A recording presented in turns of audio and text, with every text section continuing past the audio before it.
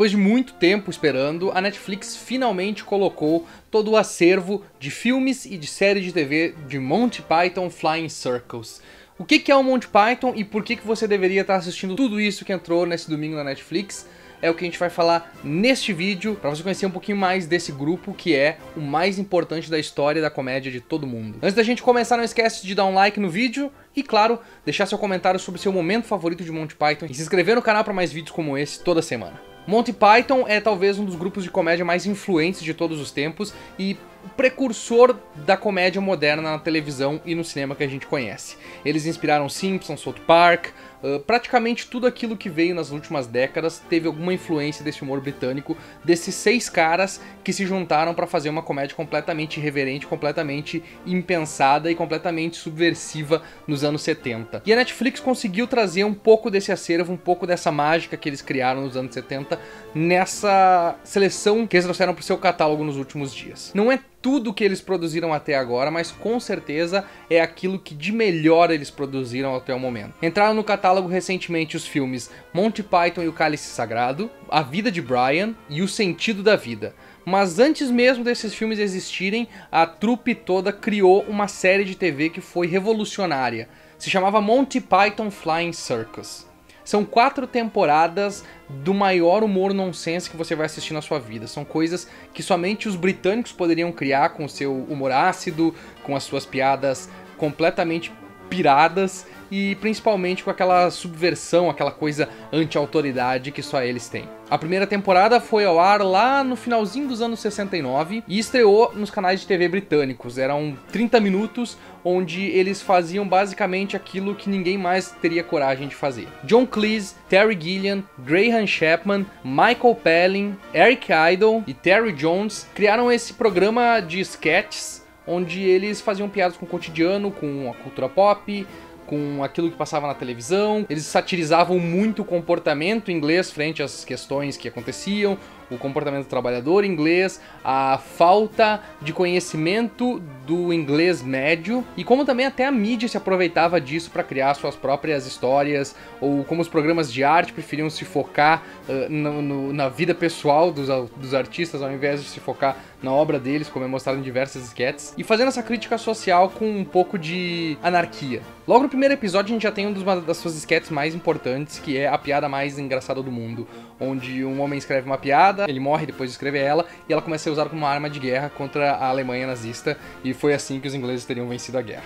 Ao longo dessa temporada, que não é a melhor temporada, ela tem muitos pontos baixos, piadas que talvez não envelheceram muito bem, mas na sua maioria são piadas muito engraçadas e muito inteligentes que até hoje agradam. A música do Lenhador, por exemplo, que é um dos grandes pontos dessa temporada, as lhamas, as animações do Terry Gilliam, que são pra lá de bizarras demais. E essa primeira temporada acabou conquistando os seus espectadores, fez com que eles voltassem pra uma segunda temporada que conseguiu ser ainda mais bizarra e mais criativa do que a primeira, com aquele bordão que foi criado por eles e que acabou se tornando um bordão conhecido internacionalmente, que é o "e agora" para algo completamente diferente. E é isso que eles fizeram. A segunda temporada é algo completamente diferente da primeira. E ali nós temos o Ministério do Andar Maluco, nós temos a Inquisição Espanhola, que é uma das grandes sketches deles também da segunda temporada. Tudo isso para que na terceira temporada eles entrassem e mudassem tudo de novo.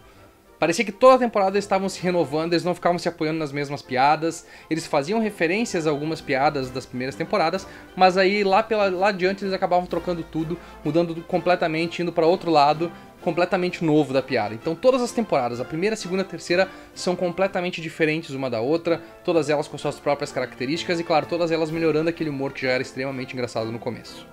A quarta temporada tem a saída do John Cleese, que é um dos principais personagens do Monty Python, um dos melhores atores também da trupe e um dos melhores escritores. Ele que escrevia as melhores sketches e ele também que tentava renovar aquelas sketches que pareciam um pouco ruins, aquelas que ele considerava ruins demais.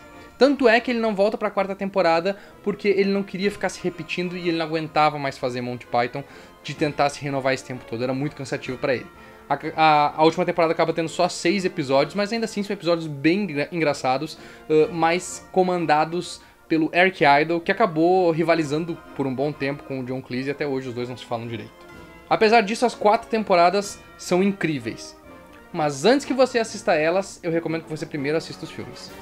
O primeiro filme mais importante é Monty Python e o Cálice Sagrado. Esse filme foi gravado depois da série de TV e acompanha a história do Rei Arthur por uma nova ótica, uma ótica de comédia. E o Monty Python consegue fazer isso muito bem. Eles brincam com as tradições inglesas, eles brincam com a lenda do Rei Arthur, eles criaram ali algumas das suas maiores piadas de todos os tempos, e você com certeza vai se divertir pra caramba assistindo ele, porque é uma história universal que envelheceu muito bem. Tudo nela funciona muito bem, todos os personagens são muito bons, todas as partes são muito engraçadas, tudo é muito bem construído nesse filme, que foi feito com muito carinho, dá pra ver que eles estavam se esforçando pra fazer uma coisa completamente inventiva e nova. Os Cavaleiros que Dizem Ni, por exemplo, são um dos pontos altos desse filme, que uma das personagens mais marcantes também que eles criaram até hoje. Depois eles fizeram A Vida de Brian, um filme que foi financiado pelo George Harrison, o Beatle, que eles não conseguiam verba para conseguir fazer o filme, o estúdio não queria bancar porque era um filme extremamente polêmico, mas o George Harrison foi lá, bancou o filme e eles fizeram, que é uma sátira à Bíblia.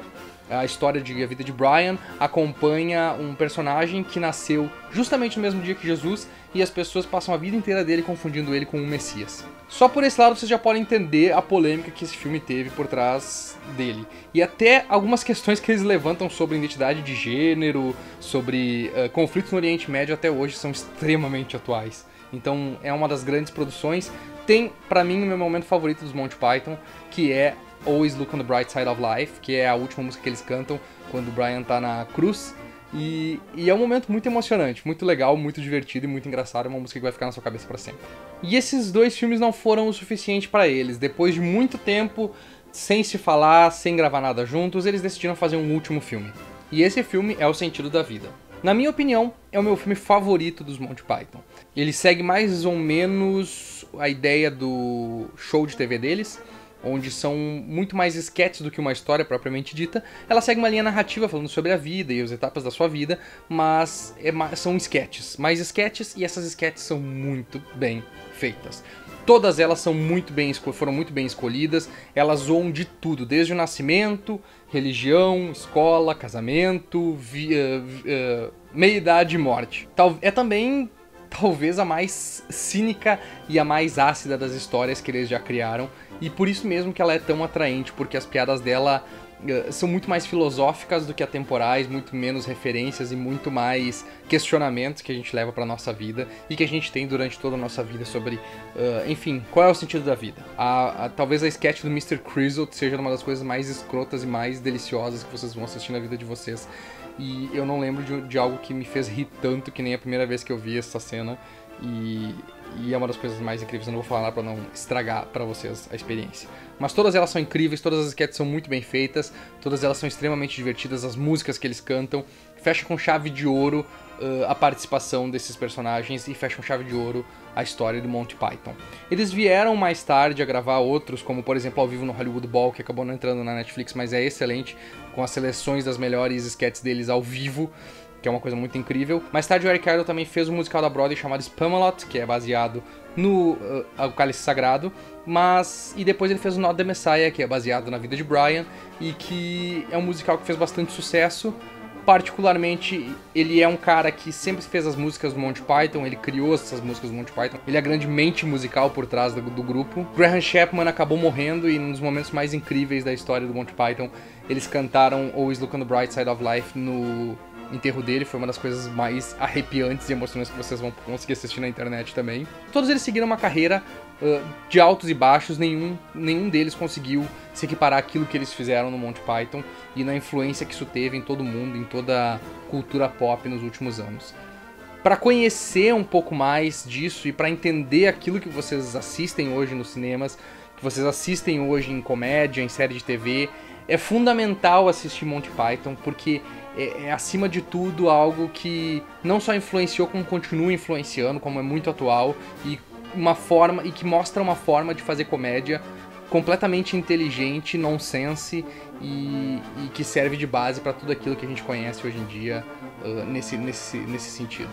São momentos marcantes, são histórias marcantes, são sketches divertidíssimas, tudo funciona muito bem e é da cabeça desses caras que eram gênios e que mesmo que eles hoje não tenham tanto sucesso ou não consigam fazer algo tão marcante, ainda é algo que vai ser lembrado ainda por muito tempo como algo que foi completamente inovador e irreverente. E por isso mesmo, assista Monty Python, nem que seja só um dos filmes, ou só os filmes, e se você gostar, vai ver a série, porque você vai ver as influências que os filmes tiveram, a evolução que os filmes são em relação à série, que ainda assim é muito divertida, apesar de ter envelhecido bastante. Mas ainda assim é uma ótima diversão, uma ótima oportunidade para você conhecer esse grupo que é tão incrível, e dessa comédia que é tão incrível também. Até a próxima!